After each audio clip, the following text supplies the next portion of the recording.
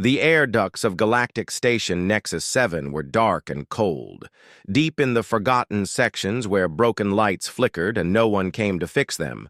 Something small moved through the metal tunnels. Her name was Nabi, though no one had spoken it in years. She was tiny even by the standards of her people. The Villani were already small compared to most galactic species, but Nabi barely reached 2 feet in height. Her skin held a soft blue shimmer that glowed faintly in the darkness, and her large eyes reflected what little light found its way into her hidden world.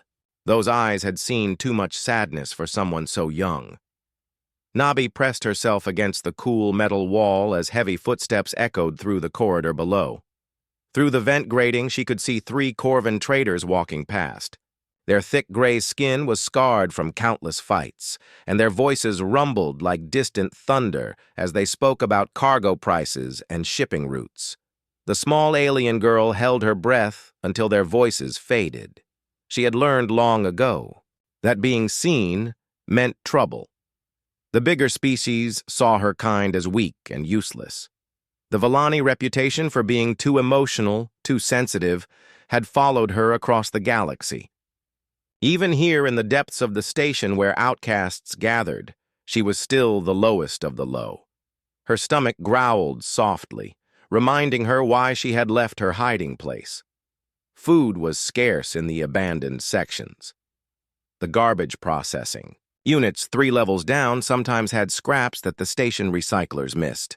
It was dangerous to go there during the day shift when maintenance crews might spot her, but hunger made risks worth taking. Nabi crawled through the narrow ductwork with practiced silence. Her small size was one advantage in this maze of tunnels and forgotten spaces. She knew every pipe, every junction, every safe place to rest. This had been her home for 8 years now, ever since her family had left her behind. The memory still hurt like a fresh wound. She had been 6 years old when her clan decided she was too much trouble. The Villani prized emotional control above all else, but Nabi felt everything too deeply. When others were sad, she cried. When they were angry, she shook with fear. When they were happy, she laughed so hard she could not stop. Her grandmother had explained it simply. Nabi was broken. Her emotional sensitivity was so strong it affected everyone around her.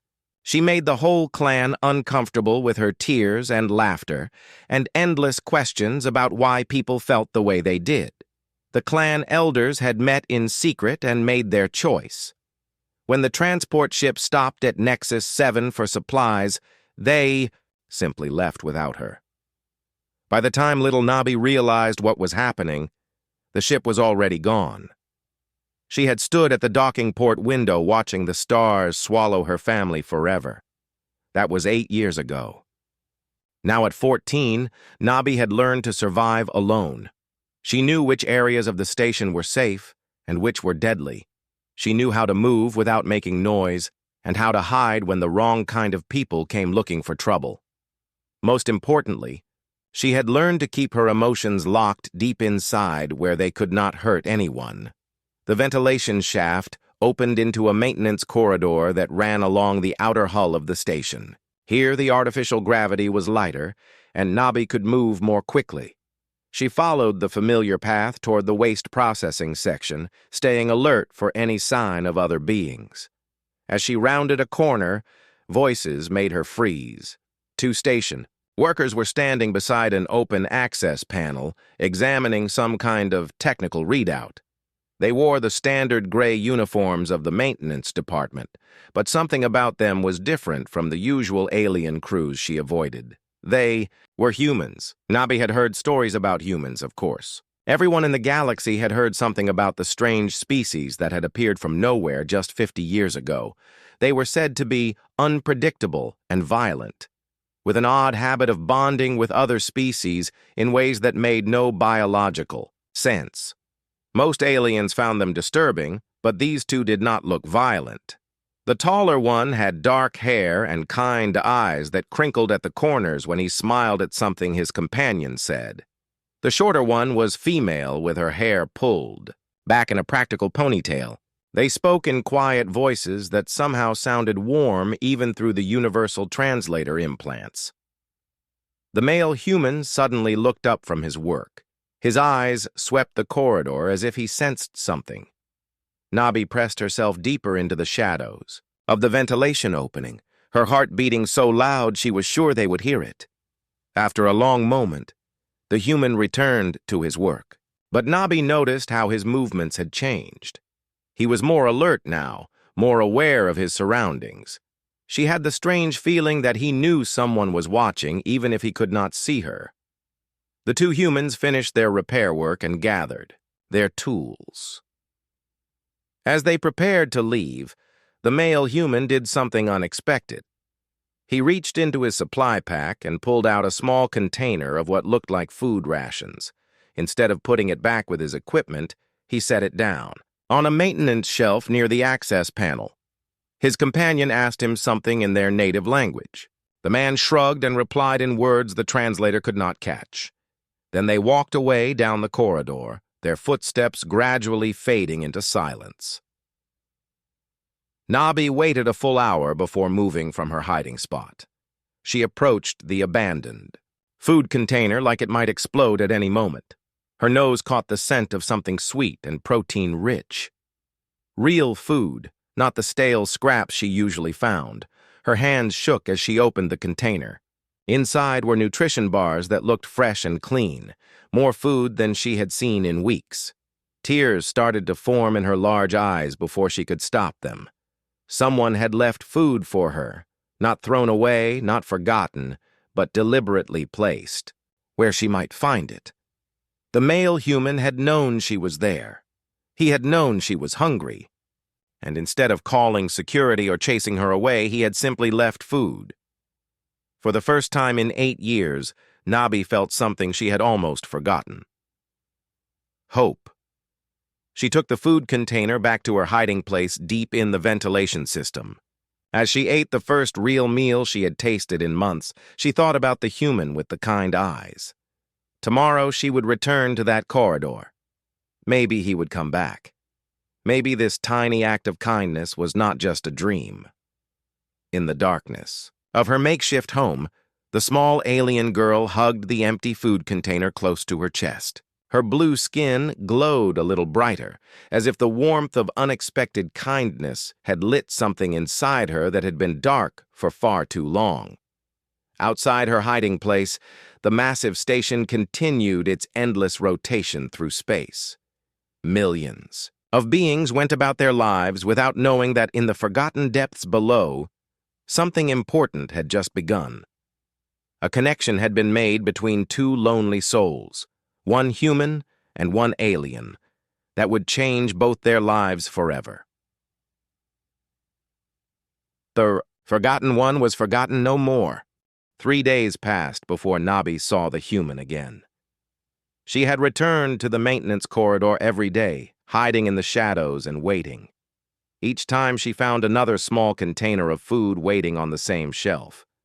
The human never stayed. Long enough for her to see him place it there, but she knew it was him. On the 4th day, everything changed. Nabi had been feeling sick for hours. Her blue skin had lost its usual soft glow and felt hot to the touch. The nutrition bars the human left were good, but they were not enough to make up for years of poor eating. Her small body was finally giving up after fighting so long to survive. She made it halfway through the ventilation shaft before her strength failed completely. The metal tunnel seemed to spin around her as she collapsed, her breathing quick and shallow. Through the ringing in her ears, she heard something that made her heart race with fear. Footsteps, heavy boots on metal flooring. Someone was coming. Nabi tried to crawl deeper into the ductwork, but her arms would not support her weight. She could only lie there as the footsteps grew louder. A bright light suddenly flooded the tunnel opening, and she squeezed her eyes shut against the glare. "Hey there, little one." The voice was gentle and spoke in the common galactic language. Nabi opened her eyes slowly and saw the human maintenance worker crouched at the entrance to her hiding place. Up close, She could see that his face was kind but worried. His dark eyes held no anger or disgust, only concern. "You are sick," he said softly. "Let me help you." Nabi tried to speak, but only managed a weak sound that was barely a whisper. The human reached carefully into the tunnel, moving slowly so as not to frighten her. When his hands touched her shoulders, she was surprised by how warm and gentle they were. "My name is Do-hyun," he said, as he carefully lifted her from the ventilation shaft. "I work on the station fixing things that break. Right now, you are what needs fixing." Nabi wanted to struggle, wanted to run back to her safe hiding place, but she had no strength left. Do-hyun carried her to a small office nearby and set her down on a soft chair. He wrapped a clean blanket around her shaking form and offered her water from a cup. "Drink slowly," he said. "Small sips." The water was cool and clean, better than anything she had tasted from the recycling systems. As she drank, Do-hyun spoke into a communication device in his own human language. Nabi caught only a few words through the translator, but she heard him say "friend" and "help" several times. Within minutes, another human arrived. This one was female with bright eyes and a smile that seemed to light up the small room. She carried a medical kit and spoke in the same warm tone as Do-hyun. "This is Yoonji," Do-hyun explained. "She helps different species talk to each other. She also knows about medicine." Yoonji knelt beside Nabi's chair and spoke in what sounded like perfect Vellani. "Hello, little sister. Can you tell me your name?" Nabi was so shocked to hear her own language that she forgot to be afraid. "Nabi," she whispered. "Nabi. That is a beautiful name. It means butterfly in some human languages. Did you know that?" Yoonji's smile grew warmer. "Can you tell me how long you have been sick?" As Yoonji examined her with gentle hands, Nabi found herself talking for the first time in years. The words poured out like water from a broken dam. She told them about living in the tunnels, about scrounging for food, about the cold nights when she thought she might not wake up in the morning. Yoonji translated everything for Do-hyun, whose face grew more serious with each detail. When Nabi finished speaking, both humans were quiet for a long moment. "How old are you, Nabi?" Yoonji asked. 14 cycles. 14 of your years. And you have been alone all this time?" Nabi nodded, then looked down at her hands. "My family left me because I am broken. I feel too much. It makes other Vellani uncomfortable." Yoonji and Do-hyun exchanged a look that Nabi could not read. Then Yoonji sat down beside her and spoke in a voice full of something Nabi had never heard directed at her before. Pride. "Nabi, listen to me carefully. You are not broken. Your people may not understand your gift, but we humans see it differently. The ability to feel deeply, to care about others, to share emotions. This is not a weakness. This is a strength." "But my clan said—" "Your clan was wrong," Do-hyun interrupted gently. "Sometimes people fear what they do not understand. Sometimes they push away the very things that could help them." Yoonji pulled out a small device and showed Nabi pictures of other Vellani who lived among humans.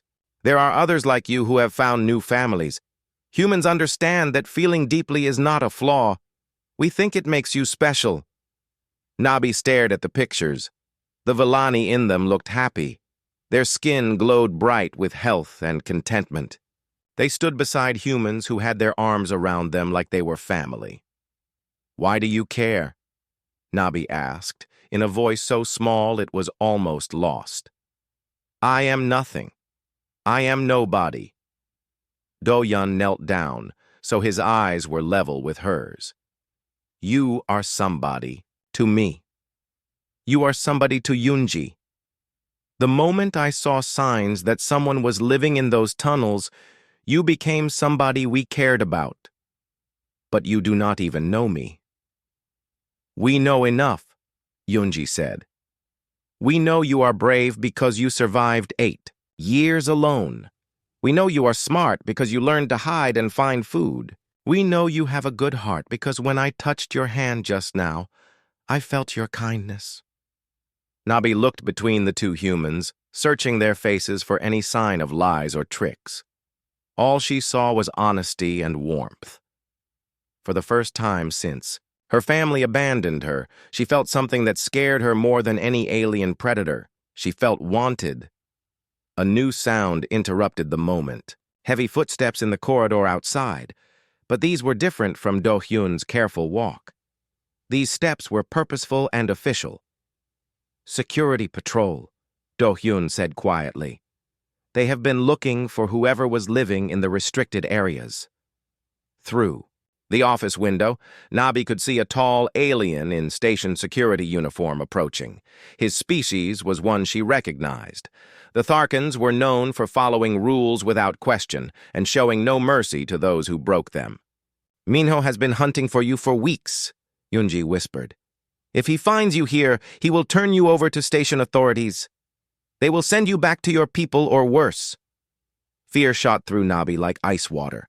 The idea of being sent back to her clan, of seeing the disappointment in their eyes again, was worse than dying alone in the tunnels. "Hide me," she begged. "Please." Do-hyun was already moving. He scooped Nabi up in his arms and looked around the small office for somewhere to conceal her. But it was too late. The security officer was already at the door. "Please," Nabi whispered again, and something in her voice made both humans straighten their shoulders like soldiers preparing for battle. "Do not worry, little butterfly," Yunji said firmly. "Humans protect their own." The door opened, and Nabi's fate hung in the balance. Minho stepped into the office with the confident stride of someone used to being obeyed. The Tharkan security chief was tall and broad, with dark green skin marked by ritual scars that showed his rank. His eyes swept the room, taking in every detail.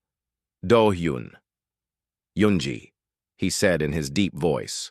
"I am looking for an unauthorized inhabitant in this section.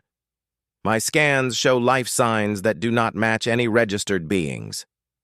Do-hyun stood calmly between Minho and the chair where Nabi sat wrapped in the blanket. The small alien girl had made herself as tiny as possible, but she knew her glowing blue skin would give her away if the security chief looked closely. "We have not seen anyone unusual," Do-hyun said. His voice was steady, but Nabi could sense the tension in his body. Minho's eyes narrowed. "My readings are very clear. There is a small life form in this area that has been here for some time. Station.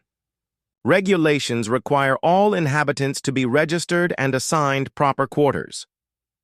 "Perhaps your scanner is picking up the repair work we have been doing," Yunji suggested. "We have been running diagnostics on the biological waste systems. That could create strange readings." The security chief was not convinced. He pulled out his scanner and swept it across the room.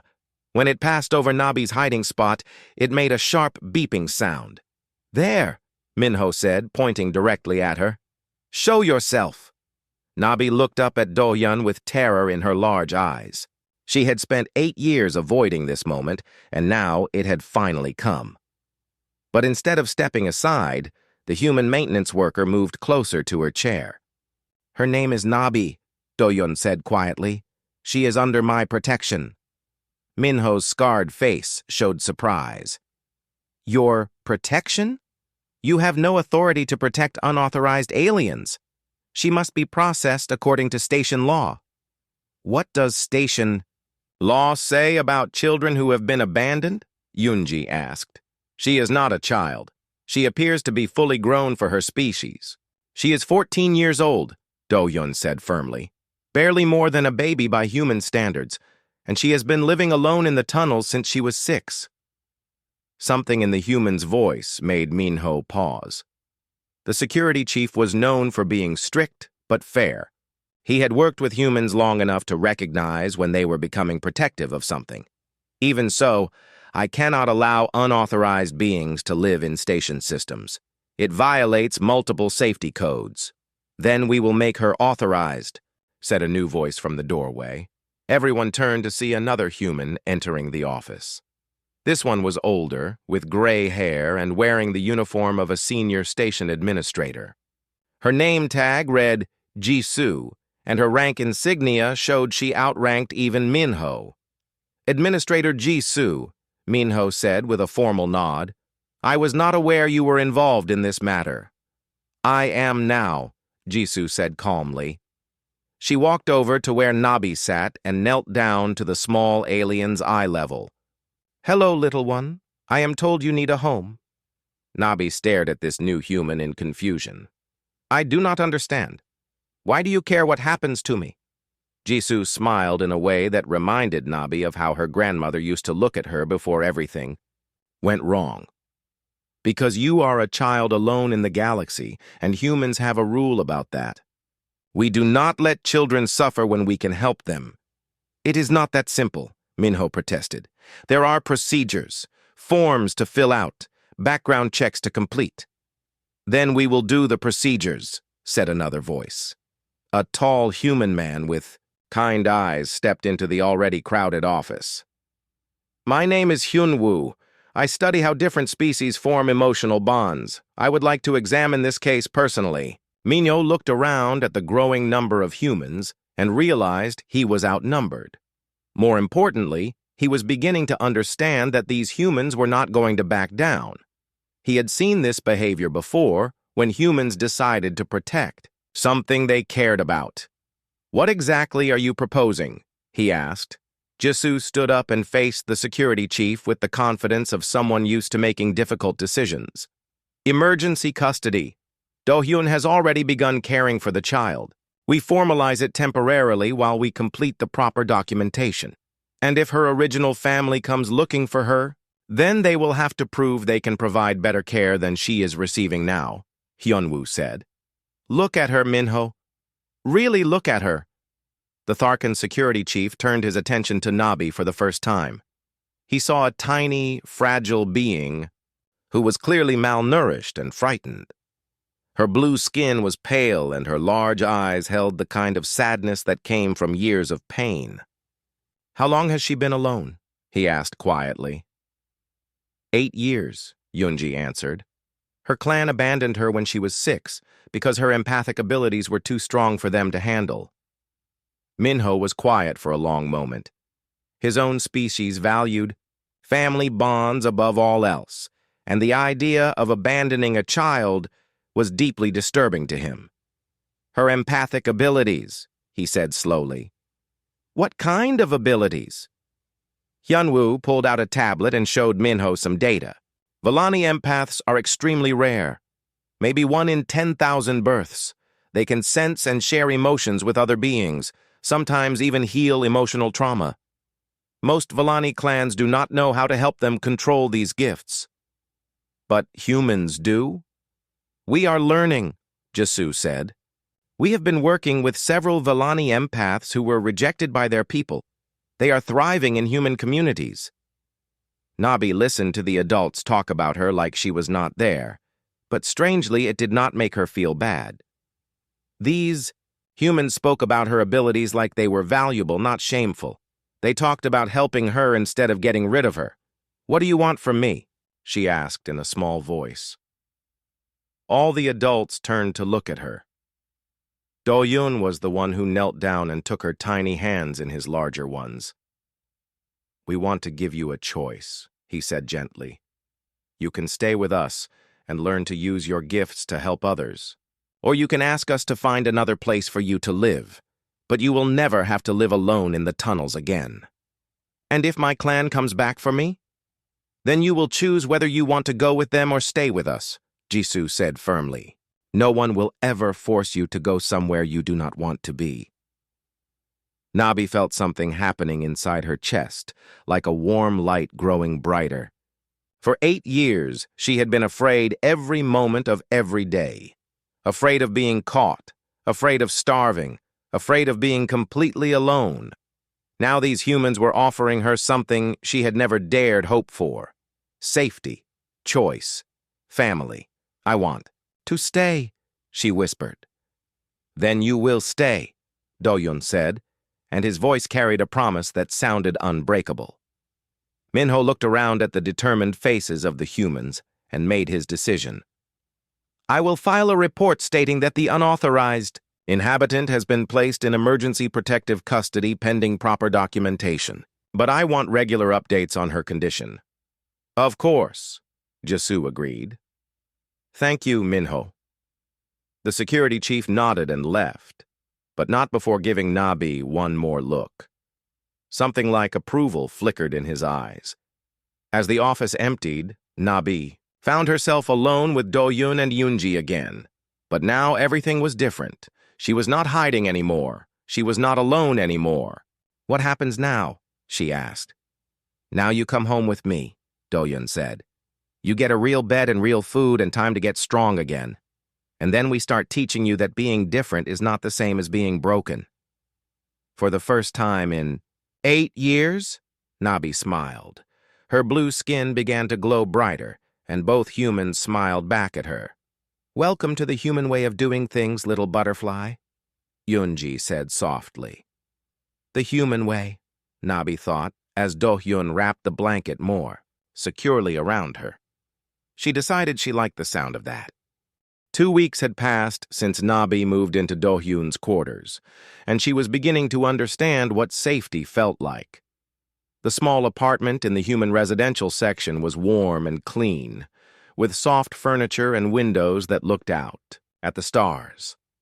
Most importantly, it had a real bed with blankets that smelled like sunshine instead of metal and recycled air.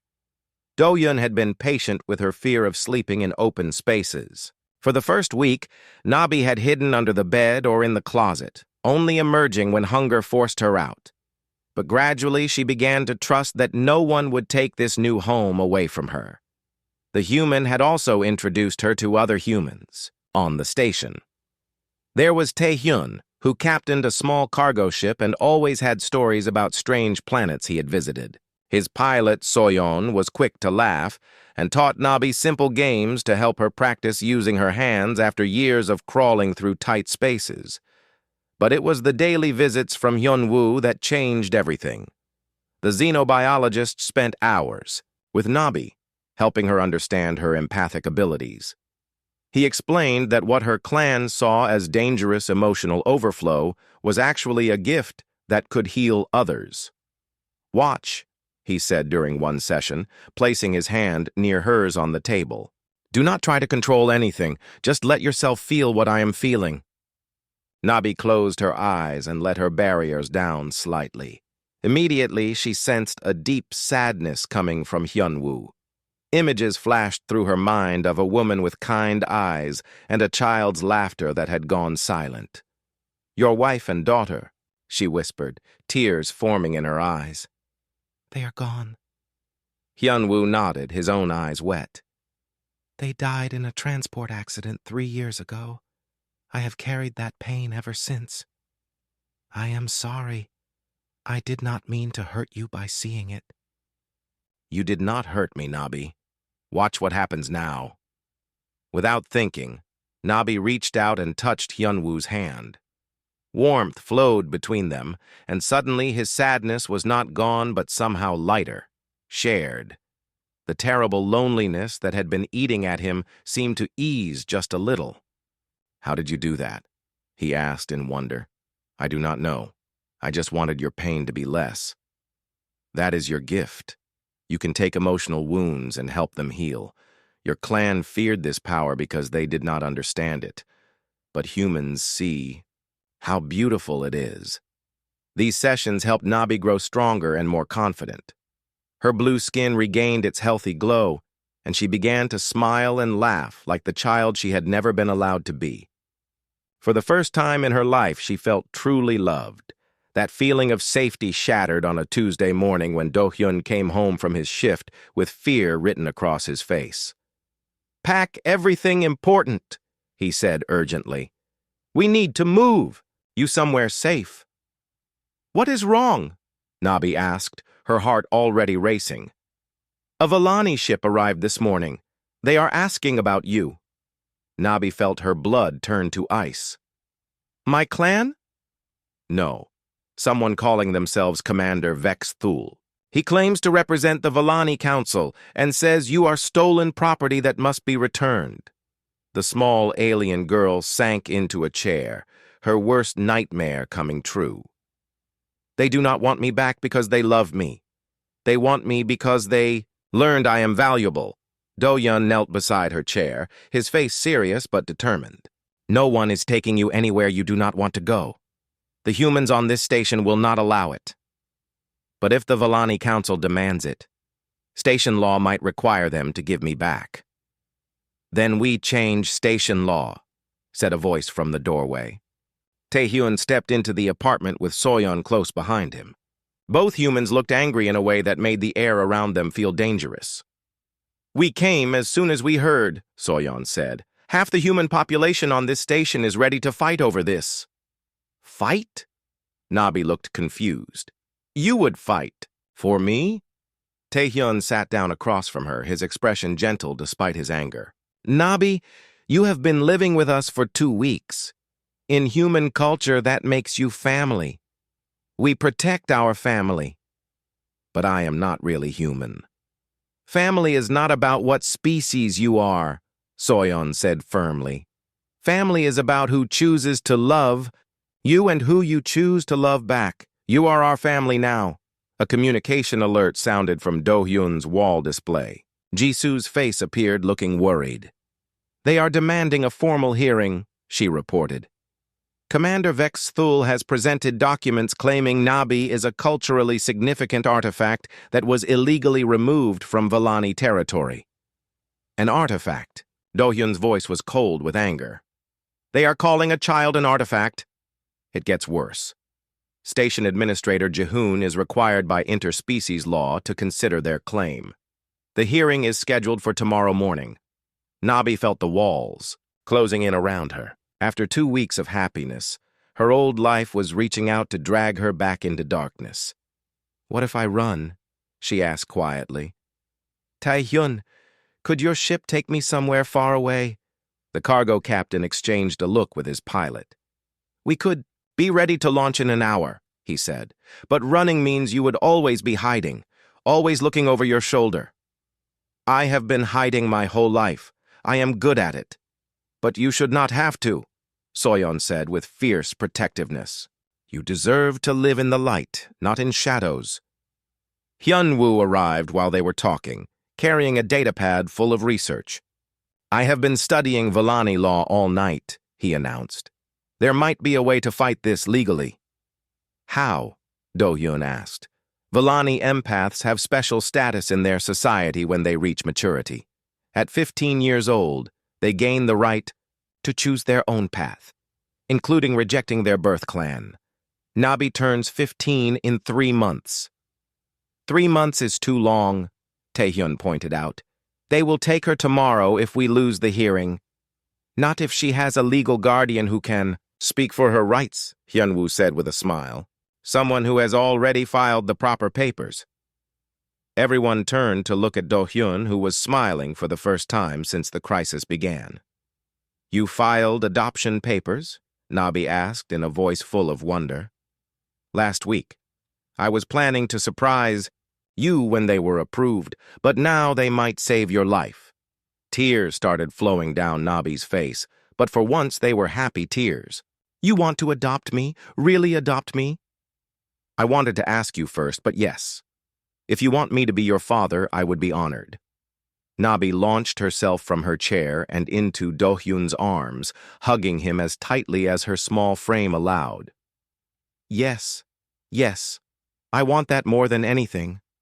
The room filled with the warmth of shared joy as the other humans watched their friend find the family she had always deserved. But their celebration was interrupted by another communication alert. This time it was Minho's scarred face on the screen, and he looked grim. Commander Vex Thul is not working alone, the security chief reported. He has brought a full diplomatic escort and legal team. They are claiming that Nabi's adoption is invalid because she is not legally a person. Under Vallani law. Not a person? Soyeon's voice was dangerous. According to their documents, empaths who have been rejected by their clans are considered defective property.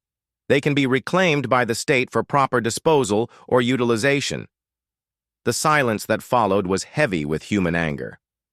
Nabi could feel the fury radiating from every person in the room, but it was not directed at her. It was directed at anyone who would dare treat a child as property. "Let them try," Do-hyun said quietly, and his voice carried a promise that sounded like thunder. "Let them try to take my daughter." The hunt was about to begin, but this time Nabi would not be running alone. This time, she had a pack of humans, ready to fight for her, and everyone in the galaxy was about to learn what that meant. The hearing chamber was packed with beings from dozens of different species. Word had spread throughout the station about the small alien girl and the humans who had claimed her as family. What had started as a simple custody dispute had become something much larger. Nabi sat between Do-hyun and the human lawyer named Miyeon at a table facing the arbitration panel. Station Administrator Jae-hoon presided over the hearing, flanked by representatives from the Galactic Council and the Interspecies Legal Authority. Across the room, Commander Vexthol's face darkened with anger. "Elder Corvani, you have no authority to speak for the Council. The decision has been made." "Has it?" the old female asked calmly. "Because I brought something with me that might change your mind."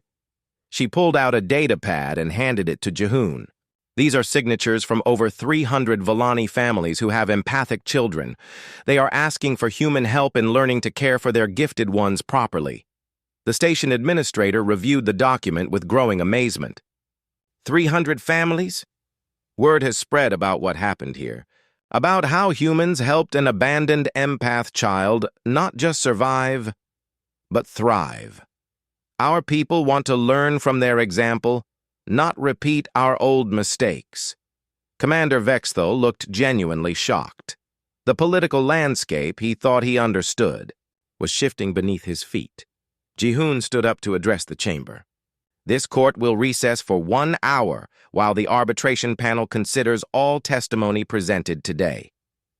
As the chamber emptied, Nabi found herself face to face with her grandmother for the first time in 8 years. The old female looked even smaller and more fragile than Nabi remembered. "I know you cannot forgive me," Elder Corvani said quietly. "I do not deserve forgiveness, but I wanted you to know that not all of our people are like the commander. Some of us have learned from our mistakes." Nabi looked up at this elderly alien who had once broken her heart and felt something she had not expected. "Pity?" "Grandmother," she said softly, "I do forgive you, but I cannot come back. These humans are my family now." "I know, child. And I'm glad. They see your worth in ways we never did." Elder Corvani turned to Do-hyun with the formal posture of someone making an important request. "Human father of my granddaughter, I ask a favor. When she is ready, when she chooses to, would you allow her to visit our homeworld? Not to stay, but to teach? There are other children like her who need to learn they are not broken." Do-hyun looked down at Nabi, letting her make the choice. "Someday," Nabi said carefully, "when I am older and stronger, maybe I can help other empaths find their way." "That is all I can ask," her grandmother replied with a sad smile. An hour later, the arbitration panel returned with their decision. Jae-hoon's voice was formal, but carried an undertone of satisfaction. "After careful consideration of all testimony and evidence presented, this court rules that the individual known as Nabi is granted full legal personhood under station law. Her adoption by Do-hyun of the Human Residential District is hereby recognized as valid and binding." The chamber erupted in cheers from the human section. Nabi felt herself lifted into Do-hyun's arms as her new family celebrated around her. Furthermore, Jae-hoon continued when the noise died down, "This court formally rejects the Vellani Council's claim of property rights over any sentient being.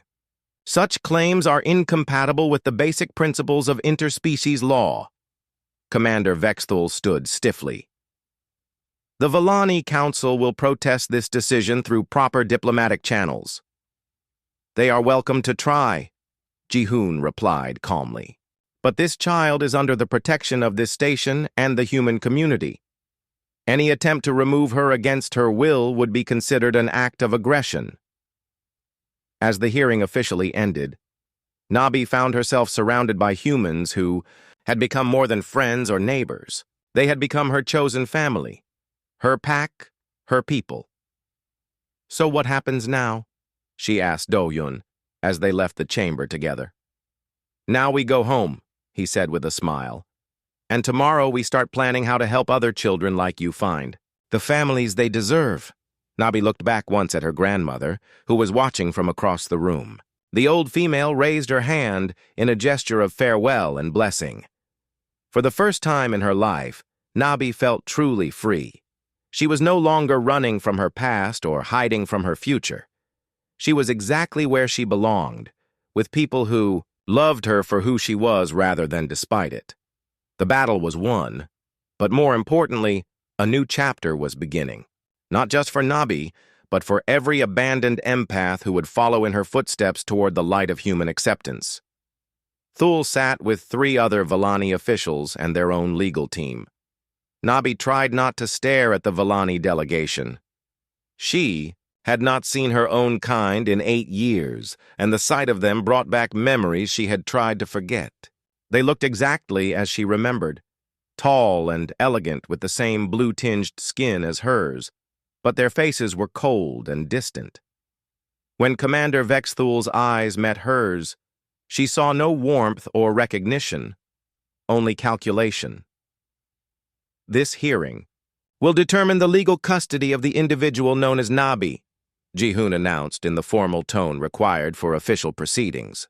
Commander Vexthul, please present the Vellani Council's position. The Vellani commander stood with military precision.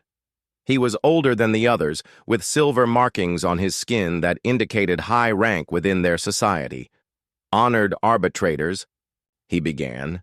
The being in question is property of the Vellani state. She is a defective empath who was properly disposed of according to our laws. Her adoption by humans is invalid because our species does not recognize her as having legal personhood. Angry murmurs filled the chamber. Several humans in the gallery stood up, their faces showing the kind of protective fury that had made their species feared across the galaxy. Property? Mian's voice cut through the noise like a blade. You are calling a 14-year-old child property? She is not a child by our standards. She is a broken tool that was discarded and has now been illegally claimed by aliens who do not understand her nature. Nabi felt Do-hyun's hand tighten on her shoulder. When she looked up at him, she saw the carefully controlled anger that humans showed when they were trying very hard not to do violence. If she is property, as you claim, Jihoon said carefully, then what is your purpose in reclaiming her now? Commander, Vexthul smiled, and it was not a pleasant expression. Recent intelligence has revealed that this particular defect may have strategic value.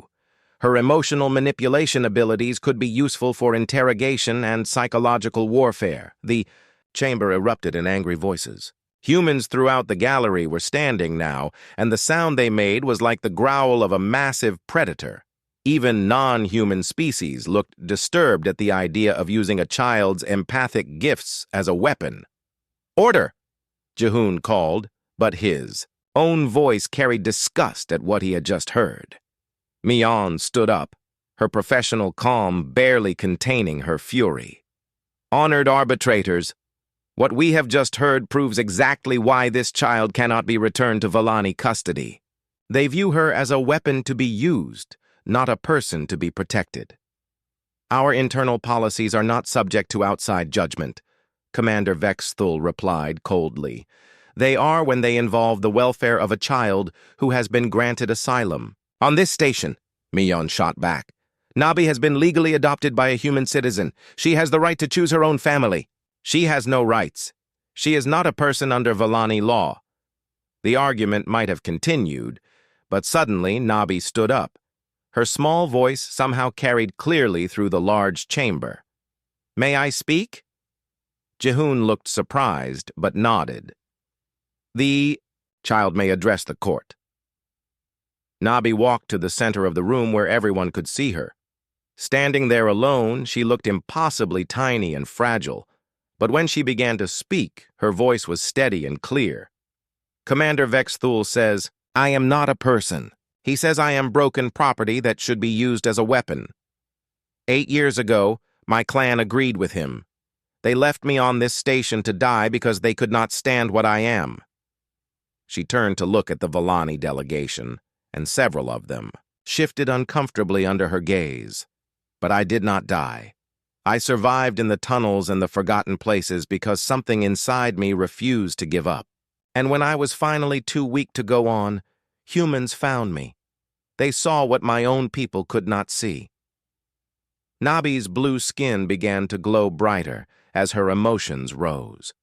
The empathic energy she had kept carefully controlled started to fill the room. "You want to know what I really am? I am not a weapon. I am not property. I am someone who feels everything so deeply that I can help others heal their pain."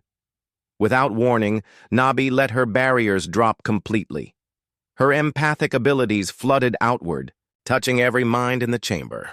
But instead of the chaotic emotional storm her clan had feared, what emerged was something else entirely. Love. Pure, unconditional love. Every being in the room suddenly felt what Nabi felt when she looked at Do-hyun. The overwhelming gratitude of a child who had found a parent willing to die for her. They felt her joy at having So-yeon teach her games and Tae-hyun tell her stories. They experienced the gentle healing she had given to Hyunwoo when she helped ease his grief. But most of all, they felt her fierce protectiveness toward all the humans who had become her family. The depth of loyalty and love she held for them was so powerful it brought tears to eyes across the chamber.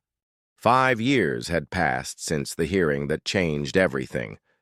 Nabi, now 19 and standing almost 3 feet tall, looked out the window of her new office at the bustling corridors of Nexus 7. The station looked the same as it had when she lived in the tunnels, but everything else had changed.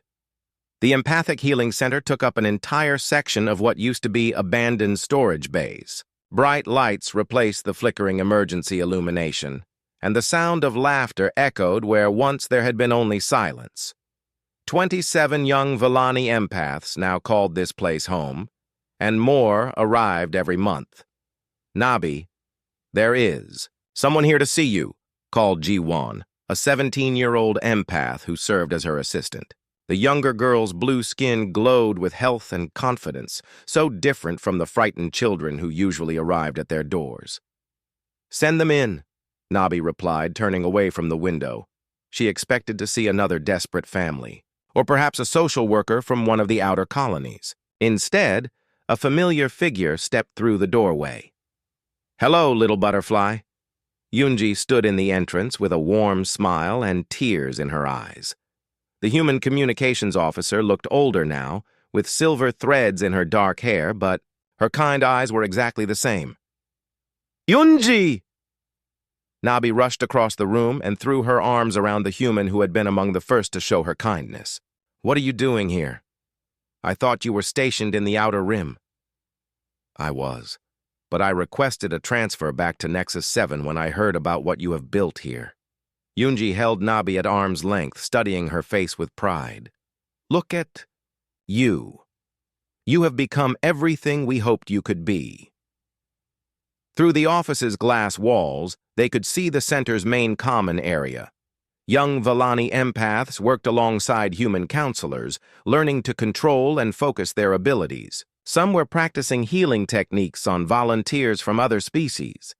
Others were simply playing games and laughing like the children they should have been allowed to be. "None of this would exist without humans," Nabi said quietly. "Without people like you who saw worth in a scared little girl hiding in the tunnels. We saw what was already there," Yoonji replied. We just helped you believe in yourself."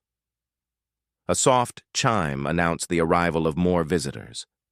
Do-hyun entered with Hyunwoo and several other humans Nabi had not seen in months. Her adoptive father was grayer now and moved with the careful steps of someone whose joints ached from years of maintenance work, but his smile was as bright as ever. "Surprise," he said simply. "What is all this?" Nabi asked, looking around at the gathering crowd of humans who had shaped her life. "Today marks 5 years since your legal adoption was finalized," Hyunwoo explained. "We thought it deserved celebrating." "Also," added Soyeon as she appeared in the doorway, "we have news." The cargo pilot looked excited as she pulled out an official-looking document. "The Galactic Council has approved your application. The Empathic Healing Initiative is now an official interspecies program with funding from 12 different worlds." Nabi stared at the papers in shock. 12 worlds want to replicate what we have done here?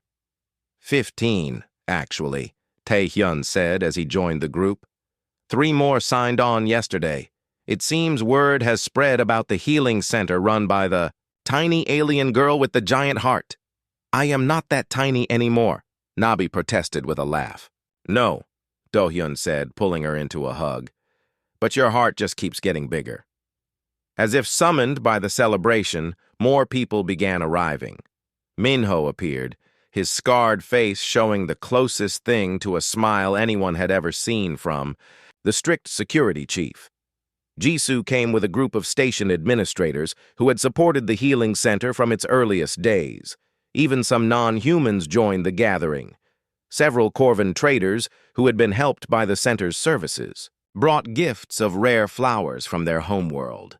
A family of Tharkan refugees, whose trauma from war had been eased by Nabi's empathic healing, came to offer their thanks.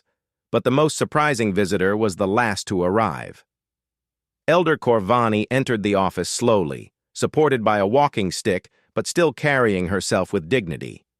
At 87 years old, she was ancient by Villani standards, but her eyes remained sharp and alert. "Grandmother," Nabi said with genuine warmth, "you came." "I would not miss seeing what my granddaughter has accomplished," the old female replied. "I brought someone with me." A young Villani male stepped out from behind her, his skin showing the telltale shimmer of empathic abilities. He could not have been more than 12 years old, and his large eyes held the same fear and confusion Nabi remembered from her own childhood. "This is Kiran," Elder Corvani explained. "He was abandoned by his clan last week. I convinced them to let me bring him here instead of leaving him to die." Nabi knelt down to the boy's eye level, just as Jisoo had done for her so many years ago. "Hello, Kiran. I know you are scared right now. I know you think you are broken and unwanted." The young empath nodded, tears streaming down his face. "You are not broken," Nabi said gently. "You are special, and you are going to learn that being different is not the same as being wrong." She stood up and gestured to the humans gathered around them. "These people taught me that family is not about who shares your blood. Family is about who chooses to love you and protect you and help you become the best version of yourself." "Will they accept me too?" Kiran asked in a whisper. "They already have," Do-hyun said, stepping forward with the same kind smile he had shown Nabi years ago. "Welcome home, son." As the celebration continued around them, Nabi found herself standing beside her grandmother, watching the humans interact with yet another frightened empath child. "I still do not understand them completely," Elder Corvani admitted.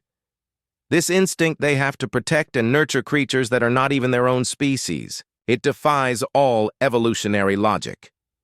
"That is what makes them special," Nabi replied. "They do not love because it makes sense. They love because it is who they are. And look what that love has created." The elderly Villani gestured at the scene. Around them, a place where our gifted children can find acceptance instead of rejection, hope instead of despair. Nabi watched as Yunji knelt down to speak with Kiran, her voice gentle and reassuring. Hyunwoo was already explaining to the boy how his empathic abilities worked, using simple words and encouraging smiles. Taehyun and Soyeon were telling him about the other young empaths he would meet, making it sound like an adventure instead of exile. 5 years ago, I was dying alone in the tunnels, Nabi said quietly. I thought I was worthless, unlovable, broken beyond repair. Now I run a healing center that helps children across the galaxy. I have a family that would fight wars to protect me. I have found my purpose. What changed? Her grandmother asked. Nabi smiled as she watched Do-hyun showing Kiran how the center's common area worked, the humans' patience and kindness evident in every gesture. I met humans who saw my giant heart instead of my tiny body. They taught me that love is not something you earn by being perfect. Love is something you give and receive simply because you exist and matter. And now you teach that to others. Now, I teach that to others, Nabi agreed. Every abandoned empath who comes here learns what I learned, that they are valuable, that they are wanted, that their gifts are meant to heal, not harm. Elder Korvani was quiet for a long moment, watching the humans who had transformed her granddaughter from a frightened refugee into a confident healer and teacher. I think, she said finally, that your humans have taught our entire species something important. That strength is not about hiding from emotion, but about embracing it. That the biggest hearts often come in the smallest packages. Nabi looked around at her chosen family, at the center that had grown from one human's simple act of leaving food for a hungry child, at the young empaths who would never have to suffer as she had suffered. I used to think being small meant being powerless, she said, repeating words she had spoken many times to frightened children. But humans taught me that the size of your heart matters more than the size of your body. And love, real love, makes giants of us all. As the celebration continued into the evening, news feeds across the galaxy carried the story of the Empathic Healing Initiative's expansion.